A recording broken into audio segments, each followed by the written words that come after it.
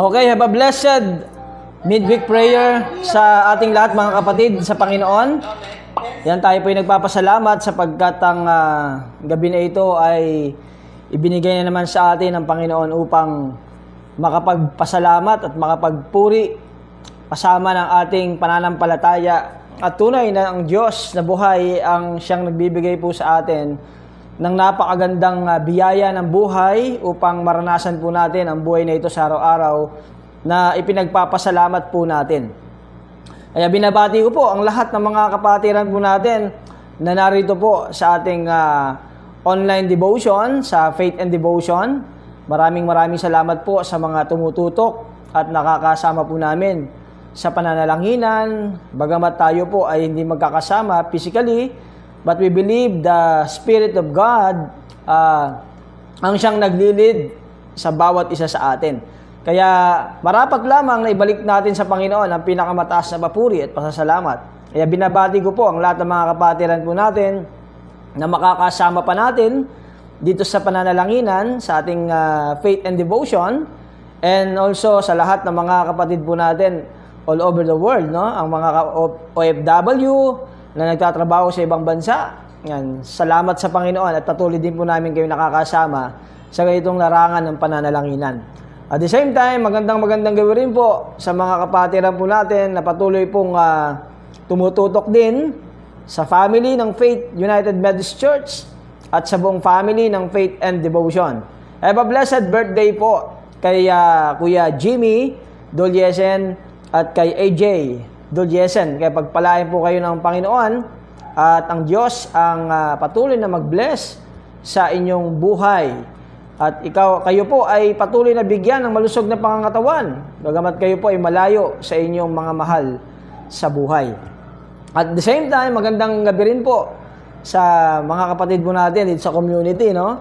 Kanina kami po ay umate ng birthday kay Gab Magbohos. Pinag-pray po natin at pinagpasalamat ang buhay niya sa isang taon ng katapatan ng Panginoon. Sa batang ito ay talagang naroon ang malusog na pangangatawan at talagang makikita nyo sa nag-birthday yung blessing ng buhay kasama ng kanyang family. Yan. Salamat po sa imbitasyon dito sa aming kapitbahay, ang Magbohos family. Purihin ng Panginoon, kayo po ay gabayan ng ating Panginoong Diyos. At ganun din, maraming salamat sapagkat patuloy po tayong nagsasama-sama sa ganitong aspeto ng pagpupuri at pananalanginan, pagbubulay-bulay. Napakahalaga po na sa araw-araw ay meron po tayong reference ng paglalakbay kung bakit nga ba tayo nagpapatuloy sa paglilingkod. Okay? Sige po, tayo po yung umawit. Awitin natin ang katapatan at napakabuti ng Diyos.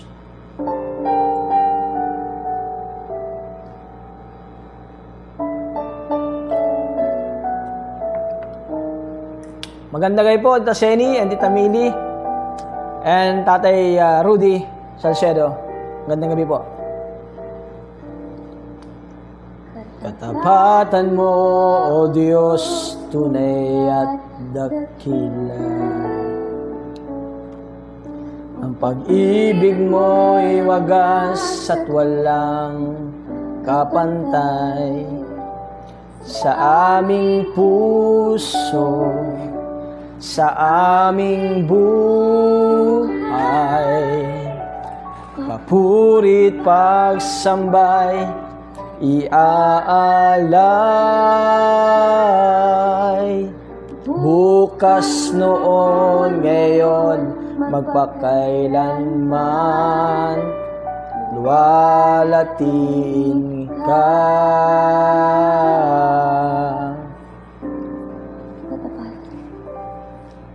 Katapatan mo, O Diyos, tunay at dakila. Ang pag-ibig mo'y wagas at walang kapantay sa aming puso, sa aming buhay. Papurit pagsambay, iaalay. bukas noon, ngayon, magpakailanman, luwalhatiin ka.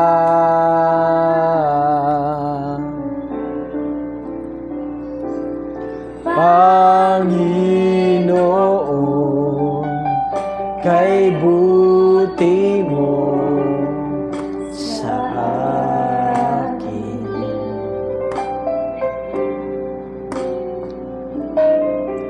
Ikaw lamang ang tangi kong sasambahin.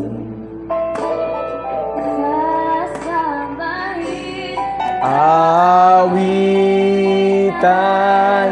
kita at pupurihin,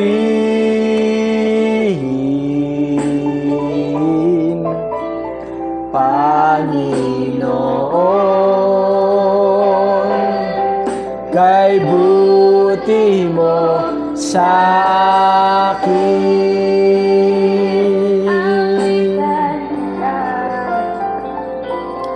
Awitan kita at pupurihin,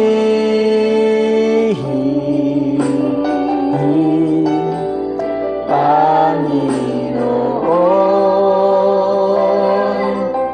kay buti mo sa akin.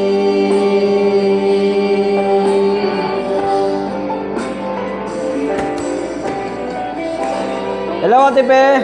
Magandang gabi po sa De La Cruz family from Pangasinan. And sa iyo rin, kumparing Happy Fernandez. Magandang gabi sa iyo, pare. At sa mga makakapanood po sa replay, yan, God bless po sa inyo.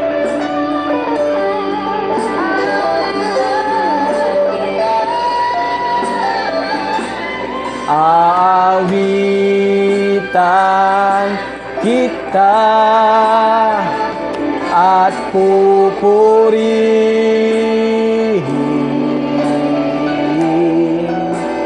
Panginoon, kay buti mo sa akin. Hello, Mika and Israel. Awitan kita at pupurihin,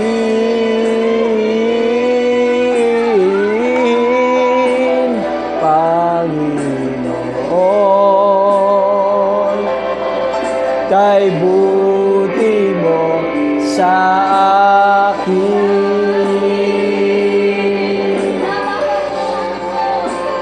Napakabuti mo, aming Diyos Ama.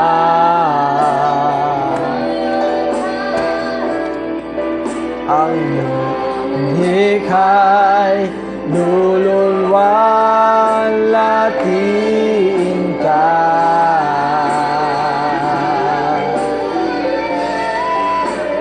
Napakabuti mo, di ka nagbabago.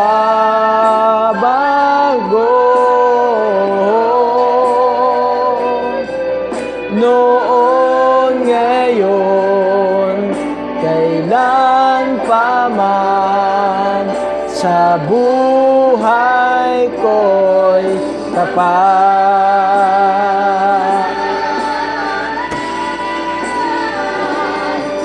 Noon, ngayon, kailan pa man. Noon, ngayon, kailan pa man. Noon, ngayon, kailan pa man. Sa buhay ko'y tapat.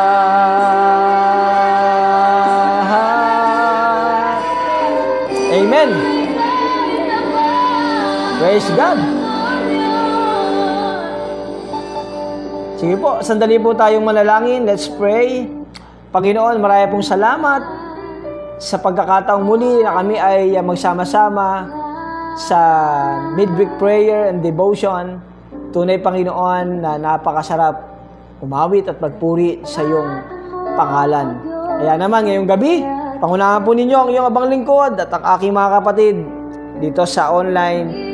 At sa iyo namin itinataas ang lahat ng papuri at pasasalamat sa tanging pangalan niyo lamang, Jesus. Amen at amen. Okay? Sige po. At ngayon, dadako na po tayo sa ating tema ngayong gabi. Kung meron po kayong Bible, samahan niyo po kung buksan at basahin po natin ang ating pagbubulay-bulayan sa gabing ito. Sige po. Ito po ay hango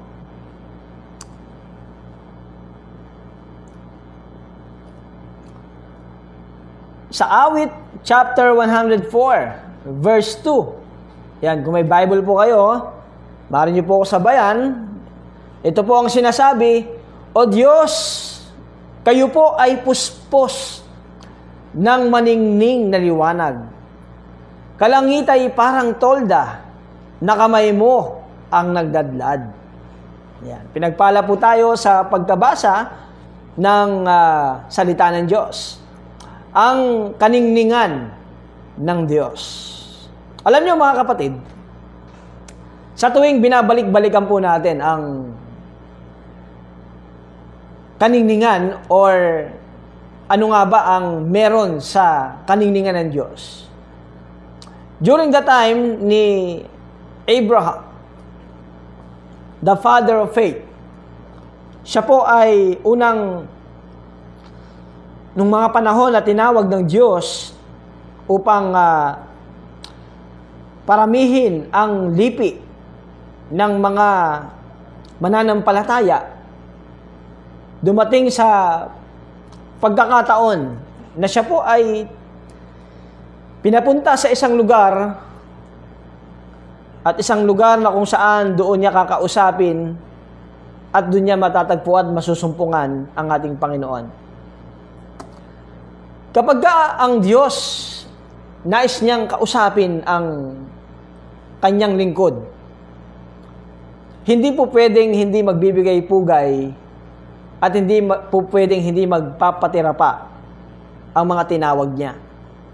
Kaya kung mapapansin po ninyo sa sulat, no, sa Lumang Tipan, ayon sa kay Abraham, no, sa Genesis, mababasa ninyo kung paano siya tinawag ng Diyos at kung paano siya nakipag-ugnayan sa makapangyarihang si Yahweh. Every time na makikipag-usap siya sa Panginoon, lagi siyang nagpapatira pa. Sapagkat ayon din sa mga propeta, no? At sa sulat ng ating Panginoong Diyos na hinihayag sa mga tinawag niya, hindi po pwedeng makita ng mukhaan ng tao ang kaningningan o kalwalatian ng Diyos. Sapagkat ang kaningningan at kalwalatian ng Diyos ay makamamatay sa mga taong katulad po natin. Dahil ang kanyang pagka-Diyos ay matuwid, makatwiran. At ang kanyang kaningningan ay hindi sapat sa atin.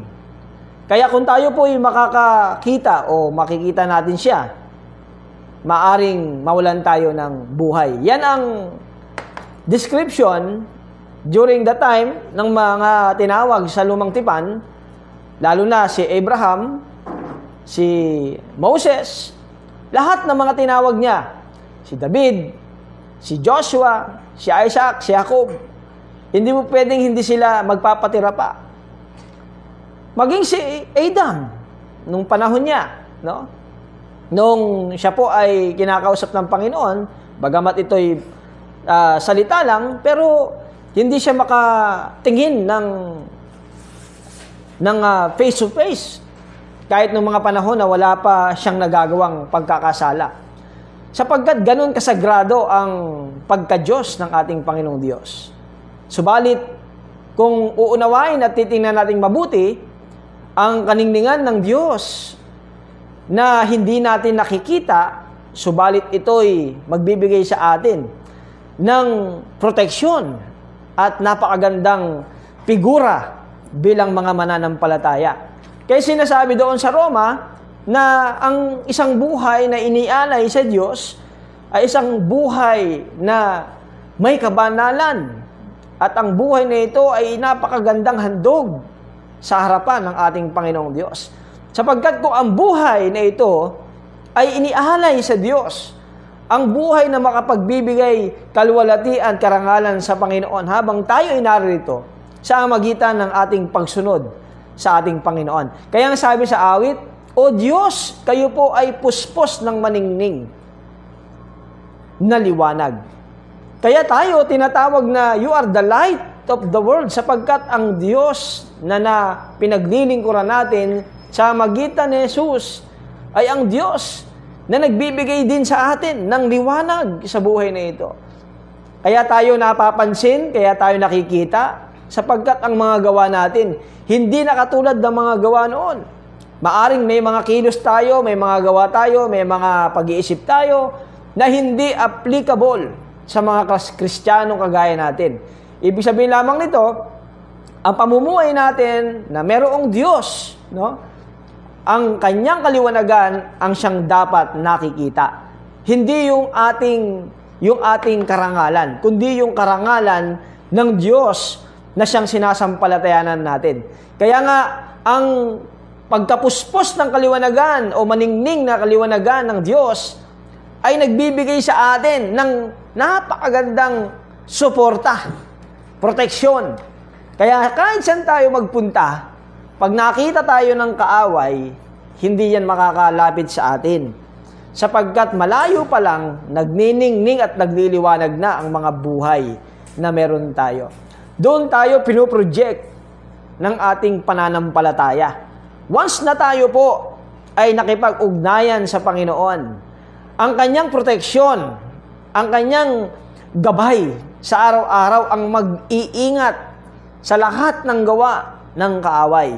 Kaya nakakapaglingkod tayo, nakakagawa tayo ng mga bagay na hindi man lang natin na napapansin na ito pala ay napakagandang bagay na nagagawa natin sa harapan ng Panginoon.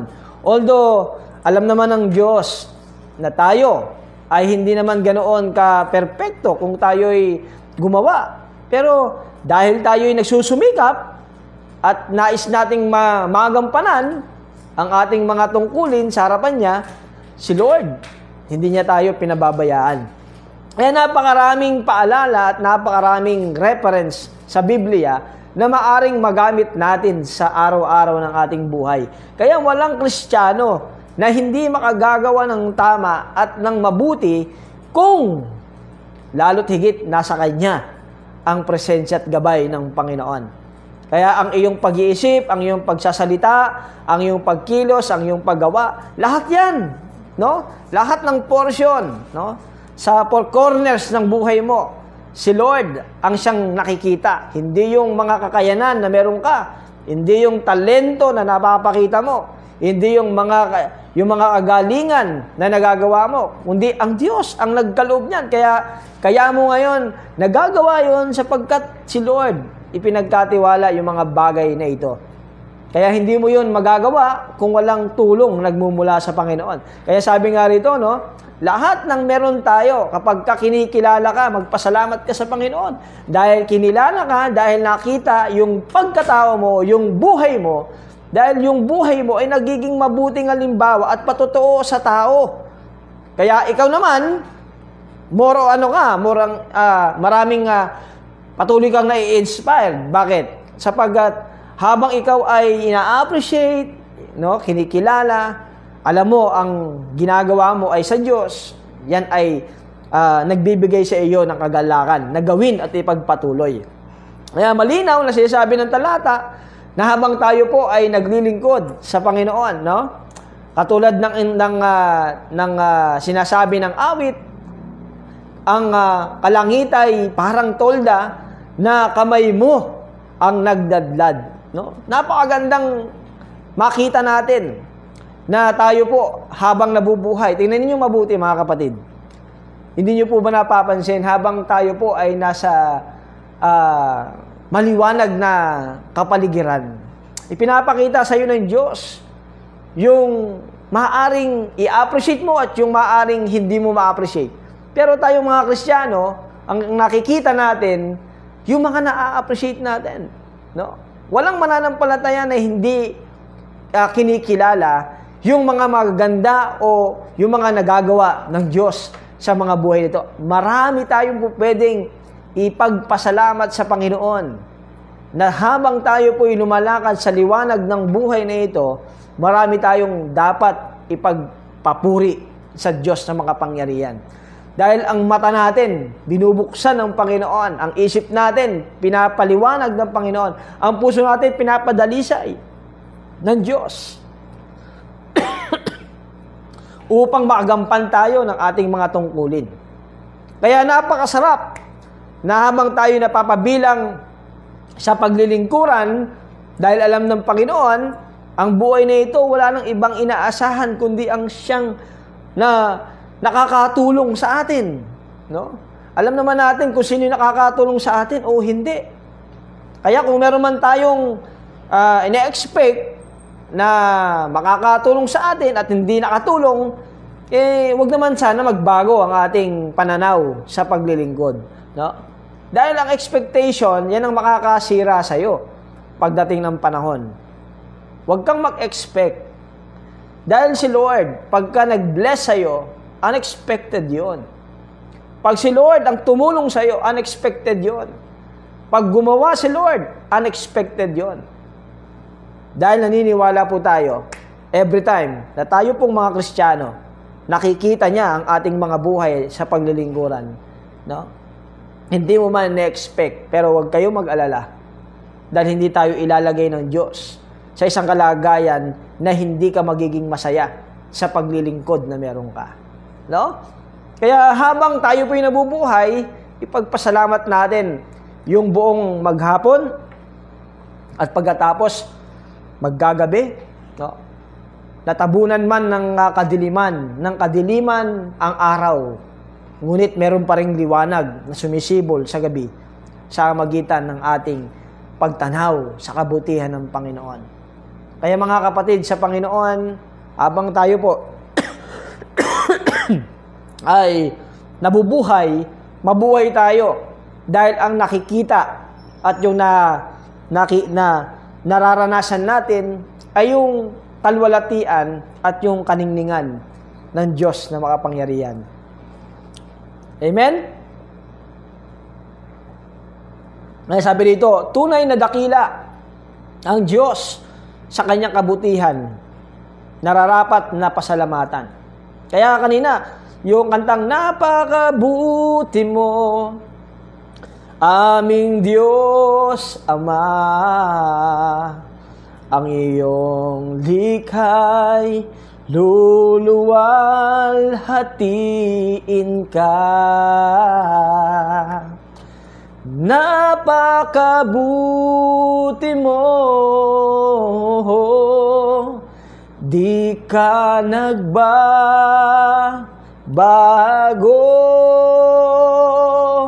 noon, ngayon, kailan pa man, sa buhay ko'y tapat. Di ba?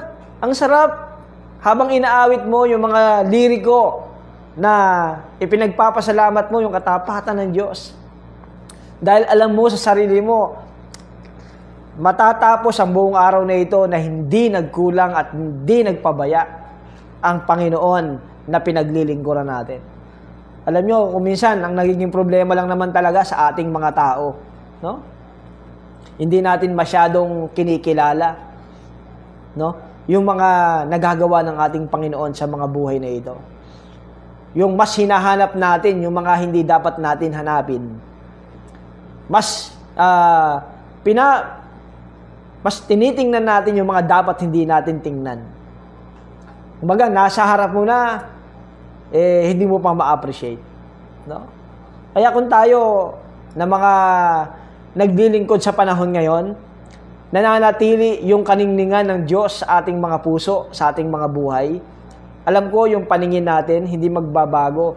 Madilim man o maliwanag, ang mahalaga sa ating puso, ang Diyos ay tapat at dakila. Amen? Kaya mga kapatid, walang dahilan para hindi magpuri, walang dahilan para hindi maglingkod. Walang dahilan para tumigil, walang dahilan para magsabi na pagod na o ayaw ko na, walang dahilan. Talagang manghihina physically, mapapagod physically, mawawalan physically, but the promise of God is this, no? Itong pangako ng Diyos, He will never leave you nor forsake you. Spiritually, hindi niya tayo pababayaan. Natural lamang nasubukin ang physical. Natural lamang na napagod ang physical. Natural lamang na masaktan ang physical. Natural lamang na talagang kuminsan hindi nakaka-appreciate ang physical na ito. Pero wag naman sanang umabot sa spiritual. Amen mga kapatid? Pero hanggat ang spiritual ay lumalakas, ang physical ay palalakasin din naman. Jesus is our strength. Jesus is our rock. No? Kaya mga minamahal kong mga kapatid sa Panginoon, napakalinaw ng sinasabi, O Diyos, kayo po ay puspos ng maningning na liwanag. Kaya habang maliwanag sa atin ang mensahe ng Diyos, walang lingkod na tatalikod para maglingkod sa Panginoon. Hanggang ang kaningningan ng Panginoon ay nakikita sa ating mga buhay, walang Kristiyano ang mag-aakay ng mali sa kanyang kapwa mananampalataya. Kaya purihin ang Panginoon sa ganitong bagay tayo tinuturuan. Hanggat sumisinag ang araw, hanggat sumisibol sa gabi ang kaningningan ng buwan, ang importante ang ating mga buhay naglilingkod ng may kapanatagan at payapa. At kinabukasan, ipinagpapasalamat sa panibagong buhay na ang Diyos ay tapat magpakailanman. Kaya purihin ang Panginoon sa buhay na ito. Walang dapat na parangalan, walang dapat na itaas, walang dapat na tingnan, kundi siya lang. Ang pangalan ay Jesus na ating Panginoon at Diyos na buhay. Kaya salamat sa lahat ng mga tumututok na patuloy naglalaan ng oras, nagbibigay ng panahon upang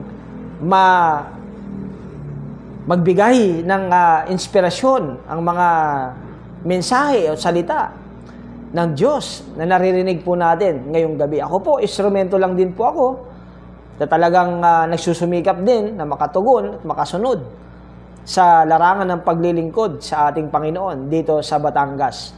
Kaya po ako nagpapasalamat kahit na po napaka-busy rin po na atin. Ang mahalaga yung coordination, yung ugnayan sa ating mga kapwa mananampalataya. Kaya kumikilos, no? Nagpapatuloy ang ministry. Mahina man tayo, kulang man tayo, ang mahalaga si Lord, hindi kulang. At hindi kailanman tayo pagkukulangin. Okay? Kaya, lubos nating ibinabalik ang lahat ng pasasalamat at papuri sa Diyos na makapangyarihan sapagkat ang ating Panginoon na nagniningning at nagliliwanag sa mga buhay na ito ang dahilan dahil tayo ay umaasa at nagtiwala na siya lang ang makapagbibigay sa atin ng napakagandang aura, hindi lamang ng buhay, maging ng ating pagkatao sa physical at spiritual. Lukuban tayo ng kanyang presensya, gabayan tayo ng kanyang banal na espiritu, samahan tayo kasama ng ating pananampalataya na si Jesus, ang siyang ating pinararangalan, hindi lamang ngayon, bukas, at magpakailanman. Magandang gabi po sa inyong lahat. To God be the glory. Okay, palakpakan natin ng Panginoon, no? Alam nyo, napakasarap sa puso, mga kapatid, na talagang walang dahilan ng tao para hindi ipagkaloob sa Panginoon ang napakataas na papuri at pasasalamat. Dahil alam ninyo, at alam ko po, nararanasan po ninyo ito, na sa araw-araw, nilulukuban tayo at ginagabayan tayo ng Panginoon upang maprotektahan po tayo sa lahat ng banta ng kapahamakan, banta ng karamdaman, banta ng anumang mga temptation sa buhay na maaaring kabagsak ng ating pananampalataya o ng ating buhay pagkatao. Ganyang kabuti ang Diyos. Kaya sa lahat ng aspeto ng buhay na ito, iniingatan niya tayo. Okay? Ngayon, dadako na po tayo sa ating mga panalangin. Yan, kung meron po kayong nais ipag-pray at kung nais nyo pong isama sa panalangin ang ilang mga kapatid natin sa Panginoon, ay ito po yung pagkakataon para po idulog natin sa Diyos ang ating mga concern, lalo na yung mga humingi ng prayer sa kanilang mga mahal sa buhay, sa kanilang mga kapatid, mga kasama sa church na may pinagdadaanan, no? Kaya ito po yung pagkakataon na ipanalangin po natin sila na sa ganun magaanan ang kanilang damdamin na nabibigatan. Okay? Sige po, tayo manalangin.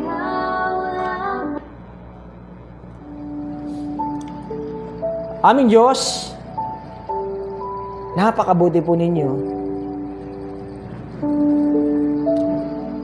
Sa bawat araw na sumasapit, ang iyong kaningningan ay nagbibigay liwanag upang kami ay makalakad sa madilim na kalagayan ng buhay sa mundong ito. Maraming hamon, maraming hadlang, maraming gumagawa ng mga bagay na maaring ikabagsak ng buhay espiritual. Pero salamat, Panginoon, hindi mo kami inilagay sa sitwasyon na kami ay mapapahamak. Salamat din po dahil kami nagkakasama-sama ngayon.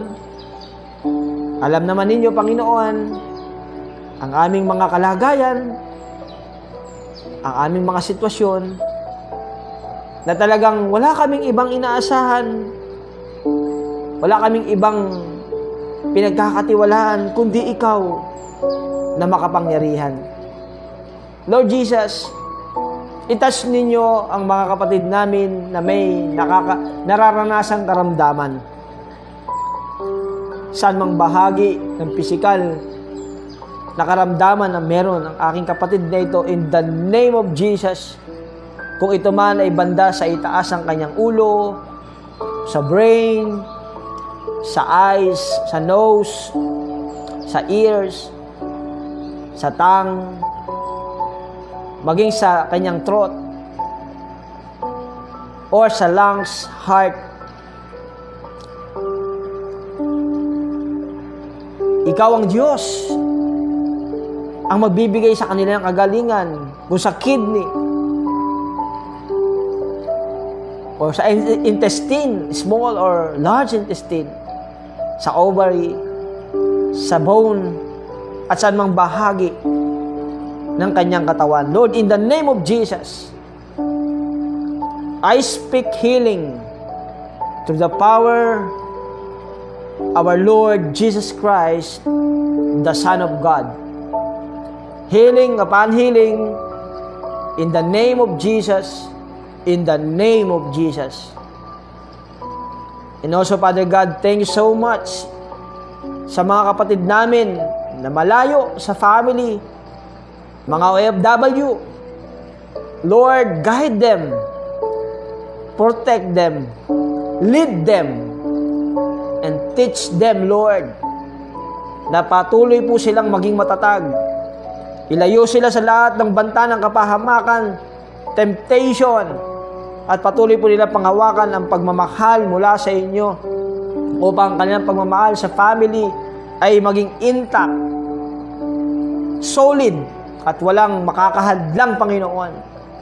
In the name of Jesus,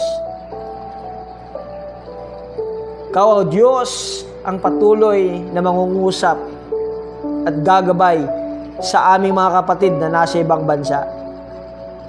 Salamat din sa mga kapatid namin na narito, nakasama namin, Lord, sa online.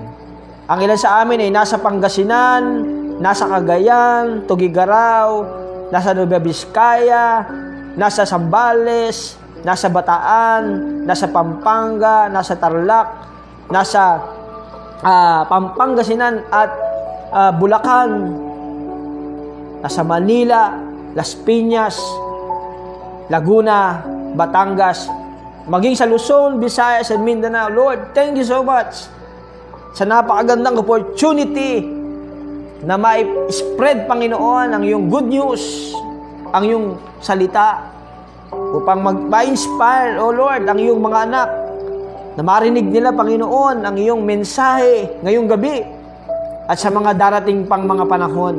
Gamitin nilang instrumento ito, Panginoon, upang maging matatag po sila physically and lalo tigit sa spiritual, upang hindi sila malayo, Panginoon, sa kanilang relasyon sa inyo, na siyang magmo-motivate sa kanila upang maging matagumpay silang bilang isang lingkod ninyo, bilang isang taong may pananampalataya, at sila ang magdadala sa kanilang pamilya sa inyong paanan, Panginoon, upang ang kaligtasan mula kay Kristo ay patuloy po nilang tanggapin sa pangalan ng inyong anak na si Jesus.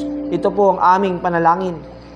Salamat din, Panginoon, sa family ng Faith United Methodist Church na patuloy pong sumusuporta sa ganitong pananalanginan sa midweek prayer. Lord, I pray Adviento family, ang Baloloy family, ang Bungkin family, ang Castillo family, ang Dulyesan family, ang Ganan family, ang Magboas family, ang Manalo family, ang Mangawang family, Tonga family, Torres family, Dimalibot family, Reyes family, at sa bawat pamilya na makakasama rin namin, Panginoon.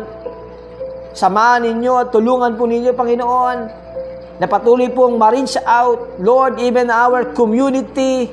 Lord, bless, Father God, our neighbors dito sa Bawan, Bolo, sa Balintawak, in the name of Jesus.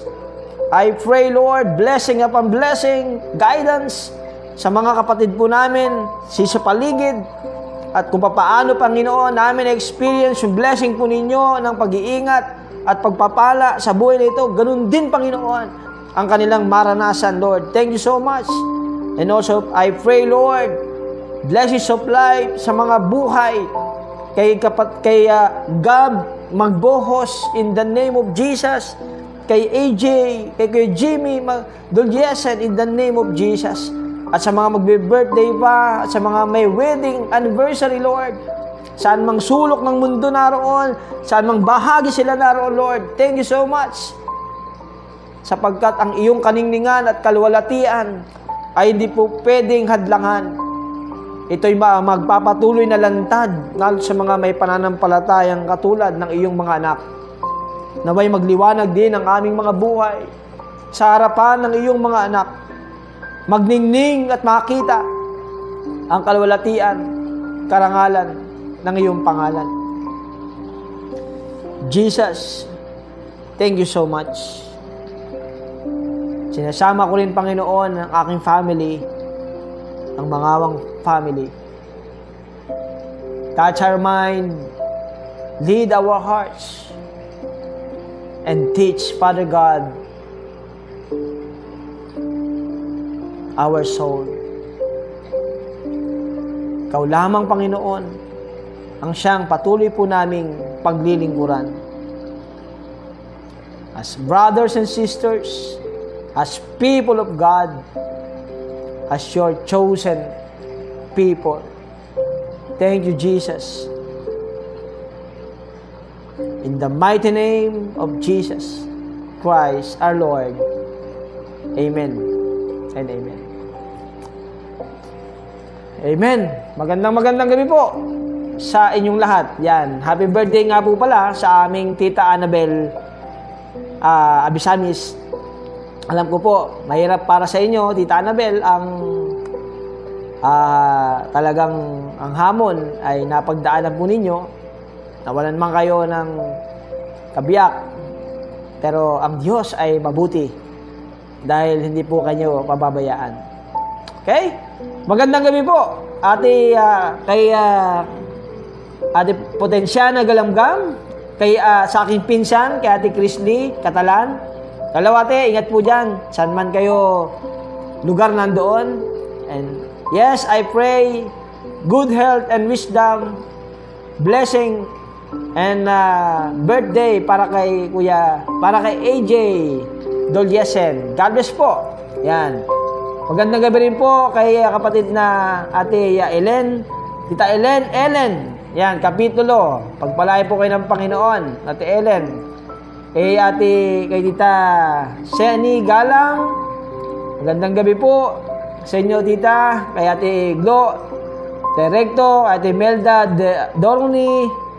Magandang gabi po kay Ate Millie Florendo, Tatay Rudy Salcedo, kay Nanay Glo Salcedo, kay Kumaring Risa Rapsing Roque. Hello, Pastor Rayman, may kumpare dyan sa Pampanga. See you soon, pare. God bless you and your family. And magandang gabi rin po sa kapatid na Pastor Lars from Christ Above All, no? Christ of the Savior. Sorry. Yan, nasa COS. And regards kay Ninong Max, Reverend Maximo Gabriel, at sa inyong mga manggagawa dyan. Yan, magandang gabi rin po sa aking may bahay, yan, si Sherin Mangawang, sa aking anak na si Shane, kay Israel Castillo. Yan, magandang gabi sa inyo, Torres, and Tonga family. Purihin ng Panginoon sa mga buhay po ninyo, kay kapatid na kay Happy. Yan, salamat po sa inyo pong panalangin. Yan, purihin ng Diyos dahil kayo po ay kasama namin sa pananalaginan ngayong araw ng Miyerkules. Okay? Magandang gabi po sa inyong lahat. Again, I am Reverend Teremius Mangawang na nagsasabi, hanggat may faith and devotion. To God be the glory. Bye-bye. God bless po.